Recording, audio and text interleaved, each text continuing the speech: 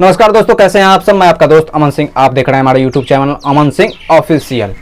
दोस्तों, पवन सिंह की नए गाने का नया पोस्टर आ चुका है। जी हाँ दोस्तों, आप लोग को विश्वास नहीं होगा, मुझे खुद विश्वास नहीं हुआ कि ये गाना आ गया है। मैंने फेसबुक खोला और ये गाना आ गया था, पोस्टर आया था। मैं थोड़ा सॉफ्ट, लेकिन गाना का नाम है झोड़ा में टिकोड़ा।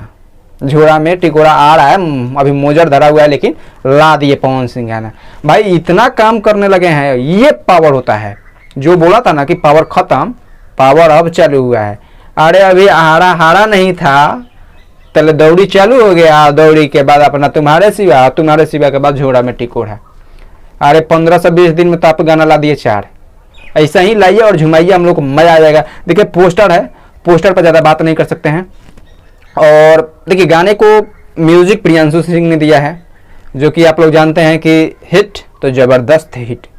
और गीत शायद लिखे हैं मैं ये अपना रोशन सिंह विश्वास इसका गीत लिखे हैं। और शिवानी सिंह और पवन सिंह ने इसको अपना सुरीली आवाज़ दी है। पवन सिंह तो खैर माँ सरस्वती के पुत्र हैं, और शिवानी सिंह भी आजकल बहुत ज़बरदस्त हिट दे रही हैं पवन सिंह के साथ।